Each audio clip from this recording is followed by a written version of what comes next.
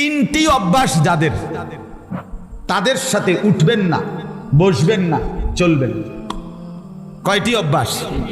এ আল্লাহ বলেন ওয়ালা তুতি, আপনি অনুসরণ করবেন না তাদেরকে, চলবেন না তাদের সাথে, বসবেন না তাদের সাথে, সম্পর্ক রাখবেন না তাদের সাথে। তিনটি বদ অভ্যাস যাদের। এক, মান আগফালনা কলবাহু আন যিকরিনা, যার অন্তর আমি আল্লাহর জিকির, আমার স্মরণ থেকে খালি। 3 ঘন্টা যার লগে চলার পরেও একবার নাফরমানের জবান দিয়া আল্লাহর নাম বের হয় নাই, সুবহানাল্লাহ, আলহামদুলিল্লাহ, আল্লাহু আকবার, লা ইলাহা ইল্লাল্লাহ, এমন কিচ্ছু বাইর নাই। শুধু দুনিয়া, শুধু বেড়া, শুধু বেড়ি, শুধু ভাত, শুধু চাল, শুধু লাউ, শুধু কদু, শুধু ফাঙ্গাস, শুধু তেলাপিয়া, শুধু এই দুনিয়া দুনিয়া দুনিয়া, এই নিয়েই কথাবার্তা, এগুলো নিয়েই আলাপচারিতা। আল্লাহর নাম, নামাজের কথা, আখিরাতের কথা যার জবানে নাই, যার দিলে নাই, যার উচ্চারণে নাই, আল্লাহ বলে বন্ধু তার সাথে উঠবেন না, বসবেন না, চলবেন না, সম্পর্ক রাখবেন। নারে তাকবীর, নারে তাকবীর। জরুরি। আলেম উলামা যেখানে, আলেম উলামা যেখানে, কোরআন সুন্নাহ যেখানে, ইমানদাররা যেখানে, মোমেন, নারে তাকবীর। বুঝলেন? মোমেন কার সাথে থাকবে? এক নাম্বার, যার অন্তর আমার স্মরণ থেকে খায়। আরে তুই কি মানুষ রে বেটা? 3টা বাজে তার লগে বাইরিলা ছেলে, এই ছেলেরা, আরে একটা ছেলে হইলে একটা ছেলে বুঝো। তুমি যদি মার সন্তান হও, তুমি যদি মুসলমানের ঘরে জন্ম নিয়ে থাকো, তোমার বাবা মুসলমান, তোমার মা মুসলমান, একটা ছেলে আমার কথা শোনো, একজন 3টা বাজে বাইরিলাই ফুলাডির লগে রাতের 10টা পর্যন্ত আড্ডা দিলা, 7 ঘন্টা, একটা ছেলে তোমার একবার বললো না যে দোস্ত আসরের নামাজ পড়তি না, মাগরিবের নামাজ পড়তি না, এশার নামাজ পড়তি না? তুমি কোন দুঃখে এই ইবলিসের লগে চললা? এ তো শয়তান। কথা বলেন না কেন? এগুলো শয়তান না? তো কার লগে চললা? আপনারা ইবলিসরে দেখছেন নি? কেউ কেউ দেখছেন না? চান না চিন্তা করে দেখছেন নি কেউ আপনারা? আমি দেখছি, হ্যাঁ, আমি অহরহ দেখি, আমি নিয়মিত দেখি। আপনারা ইবলিস দেখেন নাই? আমি অনেক দেখছি। কোরআনে আল্লাহ বলছে ইবলিস ইন্নাশ শাইতান, মানুষের প্রকাশ্য শত্রু, আদুব্বুম মুবিন। এখন যে কোনো হুজুরে জিজ্ঞাসা নেই, কোরআনে আল্লাহ বারবার বলছে শয়তান কি শত্রু? প্রকাশ্য শত্রু। কি শত্রু কর না? তাহলে আল্লাহ বলতেছে শয়তান প্রকাশ্য শত্রু, তো আপনি দেখতেন না কেন? না দেখলে তো আপনি গোপনে কইলে, গোপন শত্রু কইতে হইলে। বুঝেন নাই আপনি কথাটা? হ্যাঁ, বুঝা গেল। প্রত্যেকটা গুনাহ যেখানে সওয়ার হয়, যার উর্ফে সওয়ার হয়, তেই শয়তান। আপনি শয়তান দেখতেন না কা? বুঝো নাই? যে তোমার এই মোবাইলে উলঙ্গ ছবি দেখাইলো শুরু করছে, মনে করলে শয়তান দেখছো না? এই যাইতে আরি, এইটাই তো শয়তান। ও মাইতেই তো শয়তান। যেই মেয়ে বেপরদা নিজের শরীর দেখাইয়া হাঁটতেছে 8-7 কাপড় পরে, তুমি ইবলিস দেখছো না? এই যে হাঁটতে যাইতে শয়তান, এই যে যাইতেছে দেবুড়ি, তো ও মামনে চিনছেন না ইবলিস? এটাই তো ইবলিস। আল্লাহ তো বলছে প্রকাশ্য শত্রু। হ্যাঁ, গুনাহ যার উপরে ভর হয়। 2 নাম্বার, ওয়াত্তাবা হাওয়াহু, আল্লাহ বলে বন্ধু জীবনটা যার মনের ইচ্ছা মতো চালায়, কোরআন কোথায়, সুন্নাহ কোথায়, আল্লাহ কোথায়, ইসলাম কোথায়, আল্লাহর হুকুম কই, রসুলের সুন্নাত কই, কিচ্ছুর কোনো খবর নাই, তার মনে যা চায় সেভাবেই চলে। আল্লাহ বলে বন্ধু এমন মানুষের সাথে বসবেন না। এই জন্য বলি চাচারা, বাবারা, যেই 5 জনের লগে আপনি প্রত্যেক দিন বিকাল বেলা বসেন, তারা তো বিড়ি খায়, আপনি কেমনে তাগর লগে বসেন? 5 জন বিড়ি খাওই না লগে বইলে ফেরেশতা তো আপনারে, এর মধ্যে আপনি যে বইছেন ফেরেশতা আপনারে মনে করবে এই 5 জনের লগে এবড়া হলো জুনায়েদ বাগদাদি, তো কি আব্দুল কাদের জিলানী, কি কোন একজন বুজুর্গের নাম কোন এবড়ারে একটা কিছু কোন? আমনে কোন ডকের কি বোঝা যায় না? হ্যাঁ, আমনে যে চিকন টুলের মধ্যে চা দোকানে 6 জনের লগে বইয়া বইয়া টেলিভিশন দেখেন, আমনে কি ডকের মানুষ বোঝা যায় না? হ্যাঁ, এবড়া এনে বইয়া কই বালা মানুষ তো দেখি না, কীর্তন দেখবেন আমনে, চাচা ভালো মানুষ আমার লোকে নাইবেন আমনে। আমার মাদ্রাসার মধ্যে 85 জন ছাত্র হেফসখানায় পড়ে, শুধু হেফসখানা, মোট ছাত্র 400 আলহামদুলিল্লাহ। তো এরা রাত্রে 3:30 বাজে উঠে, রাত 3:30 বাজে এই মাসুম বাচ্চারা যখন উঠে আল্লাহর কোরআন নিয়ে পড়তে বসে, আপনি এটা একবার দেখলে না বুঝবেন ভালো মানুষ কারে কর। সাধুয়ানি কীর্তন টুয়ান ভালো মানুষ, হ্যাঁ বিড়িখানার ফাঁকি দিয়ে ভালো মানুষ টুয়ান কীর্তেন। রঙিন টেলিভিশনে রাক্ষসের মতো আগ করে টেলিভিশন চান, আপনি কীর্তেন ভালো মানুষ টুয়ান। আপনি কোথায় পা? ভালো মানুষ তো চা দোকানে থাকে না, ভালো মানুষ তো টেলিভিশনের আড্ডায় থাকে না, ভালো মানুষ তো বিড়ির আড্ডায় থাকে না। ভালো মানুষ যদি খোদার কসম না থাকতো আল্লাহর জমিন চাঁদ উঠতো না, সূর্য উঠতো না। নেককারের জন্য আল্লাহ দুনিয়া সাজাইছে। সিটার বাটফার বেঈমান নাফরমান নেককারের উসিলা খাইয়া যায়। আরে বেটা হাদিস রাসূলুল্লাহ সাল্লাল্লাহু আলাইহি ওয়াসাল্লামের জামানায় 2 জন সাহাবী আর 2 ভাই, আমি নিজে এই হাদিস পড়াইছি। 2 ভাই, আপন 2 ভাই, একজন কামাই রোজগারি করে, আরেকজন নবীর কাছে হাদিস শিখে, সারাক্ষণ নবীজির কাছে ইলম শিখে আর কি। তো ওই ভাই একদিন আইসা নবীজির কাছে বলছে, ইয়া রাসূলুল্লাহ, তে একটা কাম করে না, হাদিস এটা একটা কাজও করে না, সারাক্ষণ আপনার কাছে ইলমের জন্য পড়ে থাকে, হ্যাঁ হাদিস শেখার জন্য, আমি একলা কষ্ট হয় আমার। আল্লাহর নবী সাল্লাল্লাহু আলাইহি সাল্লাম বলছেন, লাআল্লাকা তুরজাকু বিহি। সাহাবী শুনো, ওই বেটারে কইছে, বড় মিয়া রে, আল্লাহ পাক তার বরকতে তোমারে খাওয়ায়।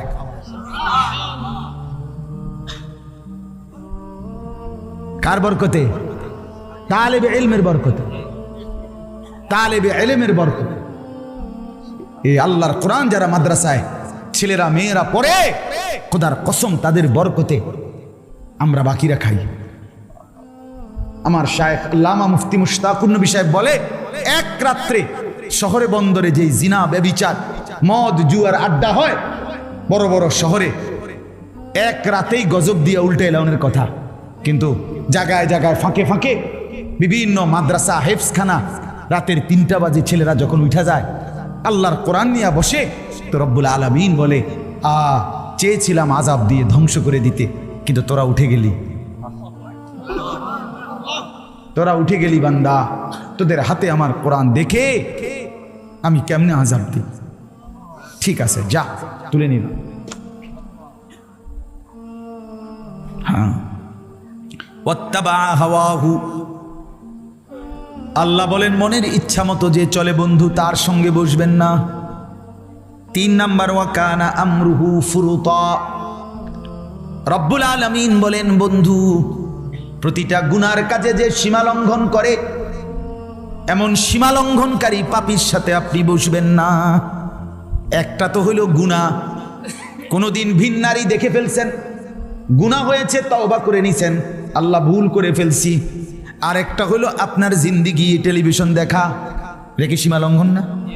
একটা হলো গুনাহ হয়ে গেছে, মিছা কথা একবার কইয়া লাইছেন আপনি, মনের বেখেয়াল কইয়া লাইছেন, আল্লাহ মাফ করে দেন, ভুল হয়েছে আর বলবো না।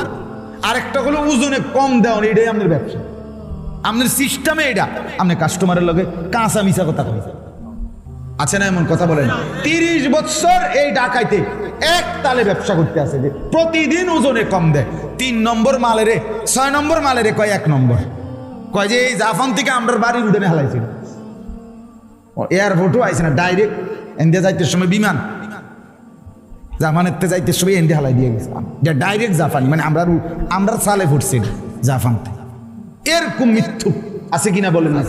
কয় এই কাঠটা হারাম হয়ে যাবে, এই ব্যবসাটা হারাম, মরা বাপের কসম, মানে জিডার সামনে পাইবো কাঠ, সার কাপ, নুনের বাড়ি, আমনের জিডার সামনে বিডার কসম। হ্যাঁ, আপনি জানেন না, রাসূলুল্লাহ সাল্লাল্লাহু আলাইহি ওয়াসাল্লাম বলছে, হাদিসে আছে, পৃথিবীতে সবচেয়ে বেশি কসম খায় কে? ব্যবসায়ীরা। এটা হাদিস, নবী বলছে যে সবচেয়ে বেশি কসম করে কে? ব্যবসায়ীরা। আর সবচেয়ে বেশি অভিশাপ দেয় কে? বেডিরা। হ্যাঁ, এটা রাসূল বলছে, হাদিস, নবীজি বলছে সবচেয়ে বেশি অভিশাপ দেয় কে?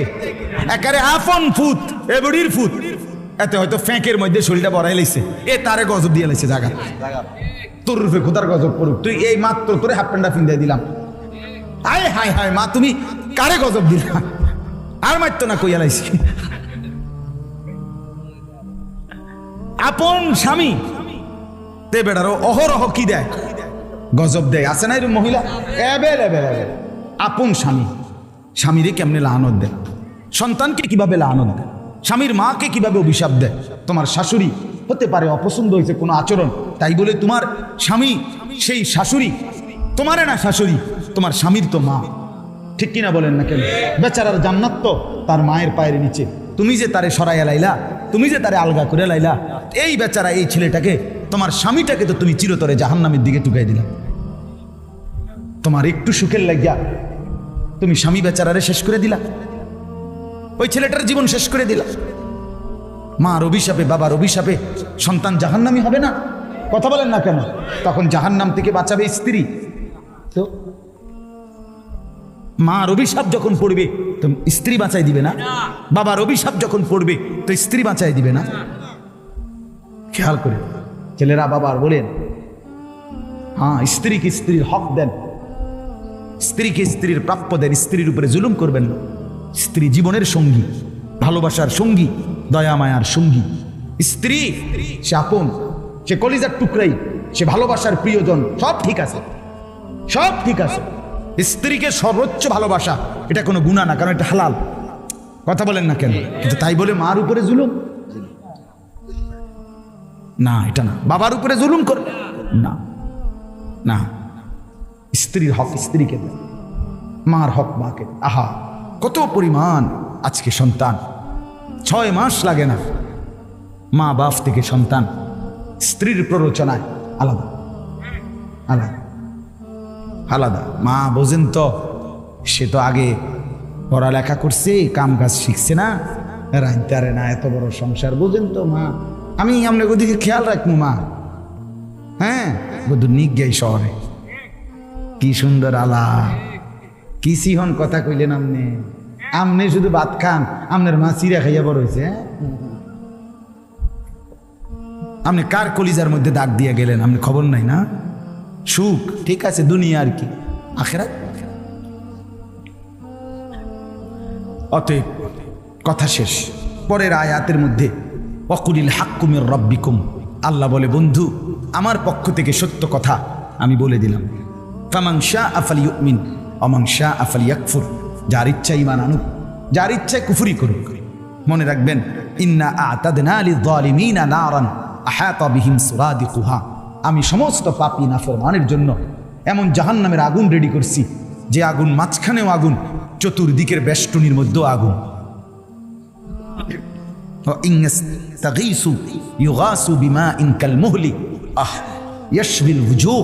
আল্লাহ বলে বান্দা বন্ধু বলে দেন, আমার সেই জাহান্নামে নাফরমান যখন জ্বলবে, প্রচন্ড তৃষ্ণার্ত হয়ে যখন পানি চাইবে, তা এতটা গরম পানি দেওয়া হবে, পানিটা মুখে লাগবার সাথে সাথেই পুরা চেহারাটা ঝলসে যাবে। বিইসা শারাব, কত নিকৃষ্ট পানীয়, ওয়াসাআত মুরতাফাকা, কত নিকৃষ্ট ঠিকানা আমার বাপ। অতএব আজকে রাত গভীরে এই কথাটাই শুধু আপনাদেরকে বলতে চাই। ওই 28 নম্বর আয়াত দ্বারা বোঝা গেল, একজন মুসলমান যুবক হও আর বুড়া হন, আপনার সঙ্গী, আপনার আপনজন, আপনার সম্পর্ক, আপনার আন্তরিকতা হবে ঈমানদারের সাথে। কার সাথে বলেন না? নামাজের সাথে, নামাজের সাথে। কোনো পাপী, কোনো সীমা লঙ্ঘনকারী, কোনো নাফরমান, তার সাথে স্বাভাবিক দুনিয়া চালবে। আমি খরচা কিনছি, খরচা দিছি, আমি গাড়ি তুলছি, গাড়িতে নামছি, আমার লেনদেন দুনিয়া, এটা ঠিক আছে, এটা তো কাফেরের লগও করা যায়। কথা বলেন, কিন্তু বন্ধুত্ব, উঠা বসা, সম্পর্ক, ফ্রেন্ড, আন্তরিকতা, ঘনিষ্ঠতা, এটা যেন কোনো নাফরমানের সাথে না হয়, নাফরমানের সাথে। মোবাইলে তোমার ফেসবুকে তোমার বন্ধু পৃথিবীর কাফেররাও, বেঈমানরাও, তুমি জানো না সবার সাথে বন্ধুত্ব এটা হারাম। বেঈমানের সাথে মুমিনের কি হইতে পারে না? তোমার ফ্রেন্ড এই কথার নাম দিয়া এই লিস্টে কোনো ইমানদার নেককার ছাড়া অন্য কারো নাম আসতে পারে। এর 80,000 ফ্রেন্ড, এ দুটি ফ্রেন্ড তুমি ফিন্দো কেমনে? ফুল ফ্রেন্ড ফিন্দো কেমনে? তুমি তো ফুলাটাই তোলে ফ্রেন্ড, শার্ট গাও তো কেমনে? আল্লাহ আমাদেরকে মাফ করে দেন। অতএব আমার বাপ, আমরা কি বুঝাইলাম? বুঝাইলাম এটা সঙ্গী বানাবেন কাকে? ইমানদারকে। বলেন না বলেন? নেককার।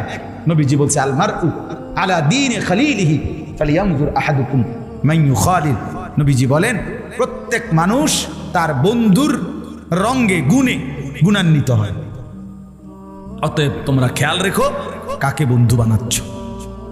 এই হাদিসটা পড়ছি। অতএব দয়া করে আজকে এই উখারি মাদ্রাসা আমার ভাই আমার অনেক অনুরোধ করে অনেক আগে এই দাওয়াতটা নিছে, আল্লাহর দয়ায় আসা হইছে। আপনারাও বসছেন কষ্ট করে। আপনাদের কাছে আমার মেহেরবানি করে অনুরোধ, একটি মাদ্রাসা তিনটা জিনিস চায়। এক নাম্বার দোয়াউল মুসলিমিন, মুসলমানদের দোয়া। আপনারা দোয়া করেন আল্লাহ যেন ইখলাসের সাথে মাদ্রাসাটাকে কায়েম করে দেয়। দুই নাম্বার আতফালুল মুসলিমিন, মাদ্রাসা মুসলমানের সন্তান চায়। কি চায় বলেন না? সন্তান। আপনার সন্তান, আপনার ছেলে, আপনার মেয়ে, তারা যদি দিন না শিখে, শিখবে কে? হিন্দুর ফুতে, ইয়াহুদির ফুতে, কার ফুতে? মুসলমানের সন্তান। মুসলমানের সন্তান, মুসলমানের সন্তানকে দিন শেখাইতে হবে। আর শেখুল হাদিস আল্লামা আজিজুল হক রাহমাতুল্লাহ আলাইহি বলতেন যে এক মুমিনের যার মধ্যে নবীর ভালোবাসা আছে, তার ভালোবাসার এটাও একটা প্রমাণ যে সে নিজের বংশধরকে দিন শেখায়। কেন? যে সে বিশ্বাস করে যে আমার সন্তান যদি আলেমা হয় নবীর ওয়ারিস হবে, আর নবীর সাথে আমার সন্তানের নামও জুড়বে ওয়ারিসের তালিকায়। এটা তো আমার রসুলের প্রতি ভালোবাসা, আমার মহব্বতের একটা চূড়ান্ত ছিল। এই জন্য দুই নাম্বার সন্তান। তিন নাম্বার আমওয়ালুল মুসলিমিন, মুসলমানের দান সাদাকা। আপনাদের দান, আপনাদের দান, আপনাদের সাদাকা। কারণ এখানে দুনিয়ার কাফের বেঈমান, দুনিয়ার মধ্যে যারা গুনার পরিবেশ ছড়ায় তারা এখানে দিবেন। দিবে কি তারা? সবার নজর মাদ্রাসার মধ্যে কি কি ত্রুটি আছে। এক সুতা চুনের থেকে পান খুসলে, পানের থেকে চুন খুসলে 1000 ক্যামেরা রেডি। বুঝেন নাই? উদ্দেশ্য একটাই, মুসলমানের কাছে মাদ্রাসাকে ঘৃণিত করে। তাহলে এই জন্য আপনারা যদি সহযোগিতা না করেন, আপনারা মুসলমান, আপনারা ইমানদার, আপনারা দিনদার, আপনাদের সহযোগিতায় মাদ্রাসা আগাবে। আপনাদের এই হালাল টাকার থেকে, উপার্জনের টাকার থেকে অল্প অল্প করে দেওয়া। বলেন, শুনেন কথাটা বুঝছেন? ছেলে মেয়ে বিবি বাচ্চার জন্য যে সংসার করছেন, এটার জন্য যা খরচ, এটা যেমন আপনি করছেন, আপনার আখেরাতের জন্য দান সাদাকা এটা আপনারই জন্য। বিশ্বাস করে এটা মাদ্রাসায় দিছেন, এটা আপনার গায়ে লাগছে, তা আমনের কামাই করা টাকা যে আমনের বিবি বাচ্চা খায়, এটাও তো আমনের গায়ে পড়ে না, তাদের জন্য ব্যয় হয়। তো ওইটা যেরকম সওয়াবের আশা, খোদার কসম দ্বীনের জন্য দেওয়া, এটাও সওয়াবের আশা। রাসূলুল্লাহ সাল্লাল্লাহু আলাইহি সাল্লাম আমাদেরকে উভয় ক্ষেত্রে উৎসাহিত করছে। বিবি বাচ্চার জন্য খরচ করো, আল্লাহর দ্বীনের জন্য খরচ করো। এই জন্য আপনাদের দান সাদাকা করবেন। আজকে এখন এই শেষ 2টা মিনিট, আমি দিলেও শেষ, না দিলেও শেষ। 2 মিনিটে আর যদি কেউ বলেন, মৌলানা সাহেবের কাছে বলছিলেন, এখন আর বলবেন কিনা বা দিবেন কিনা নগদ, মেহেরবানি করে যদি একটু সহযোগিতা মাদ্রাসার জন্য করেন ভালো হবে। মাদ্রাসার কয়তলার যেন ছাদ করবে? 2 তলা। সিমেন্টের বস্তা লাগবে। যদি মনে করেন 2 বস্তা, 5 বস্তা, 1 বস্তা সিমেন্ট দিবেন, তাও বলেন। এই 2-4 মিনিট, আমি লম্বা কালেকশন করব না, এক্ষুনি দোয়া করছি। বলেন ইনশাআল্লাহ। বলবেন কিনা আর কেউ? না বললেও বললেন না আর কি। কিন্তু আমি মনে করি আপনারা ভালোবাসা বললে, সহযোগিতা করলে আপনাদের লাভ। যিনি দিবেন, আমার শায়েখ আল্লামা মুফতি মুশতাকুন নবী সাহেব বলে, আমার বহুদিন বলছে, মৌলানা আল্লাহর বান্দাদেরকে শোনাবেন, নিজেও করবেন, যেখানেই ভালো কাজ সেখানেই যেন আমার নাম, এটা যেন একটা জীবনের স্লোগান হয়। প্রতিটা ভালো কাজে আমার নাম। কি লাভ হবে? হাসরের ময়দানে তখন নেকি দেখা খুশিতে আত্মহারা হয়ে যাবে, যে সুবহানাল্লাহ, কত জায়গার থেকে আমার নামে কত নেকি। বলেন ইনশাআল্লাহ। বলবেন আর কেউ? সিমেন্ট দিবেন, সিমেন্ট